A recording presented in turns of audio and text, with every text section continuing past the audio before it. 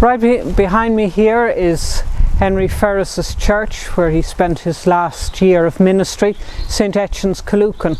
And the building you see is largely 19th century, rebuilt around 1813, as many Church of Ireland buildings were at that time. But there's been a church on this site for probably 15 centuries. It's named after Bishop Etchen, who is said to have founded many churches in this area and to have ordained St. Columba around the middle of the 6th century.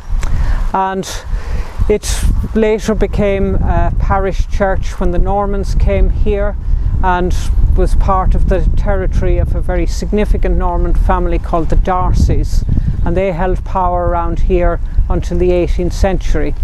And then this area became part of the estates of the Pakenham family, Earls of Longford, whose main home was at Tullynally Castle in North Westmeath, where the family still live.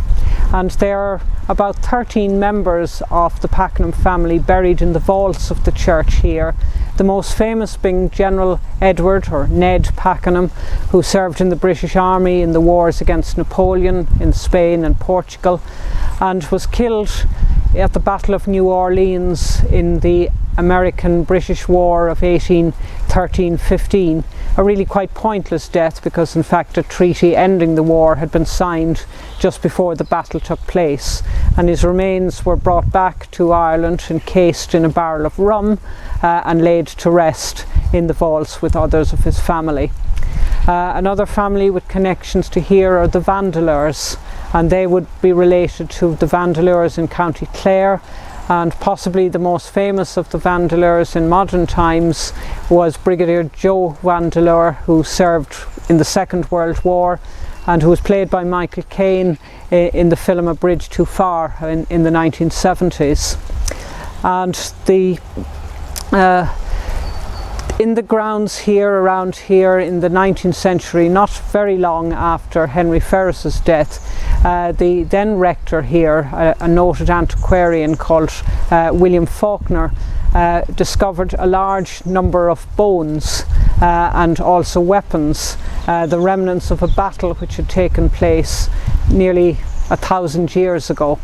Reverend Faulkner did much study and work here in Westmeath, and is regarded as one of this county's premier amateur historians and antiquarians of the 19th century. So it's a very fine church here.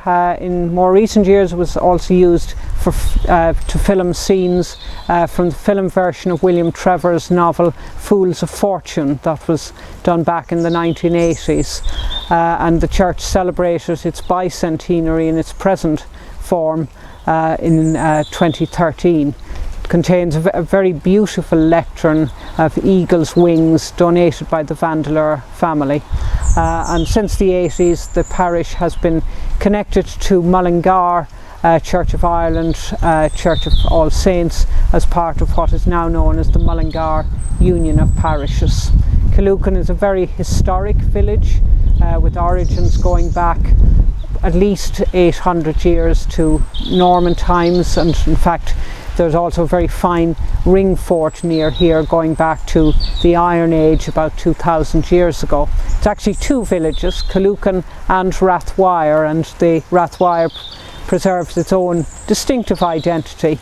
King John of England came through Rathwire in 1210 when he was waging war against the Norman de Lacy family. And the Royal Canal is very close to us here. It was one of the first places, in fact, in Westmeath to be reached by the Royal Canal in 1806, and along that way came the famine victims from Strokestown heading towards Dublin to get the ship to Canada.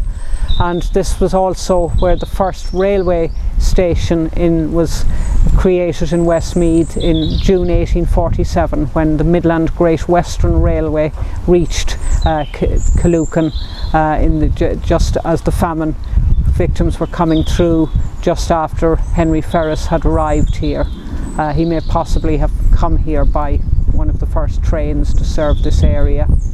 And the railway station is closed now, but perhaps at some stage will be reopened, and the canal is one of the main tourist attractions and amenities in this part of Westmeath, a very historic area of the county with some very fine farmland and a history that goes back at least 2 millennia.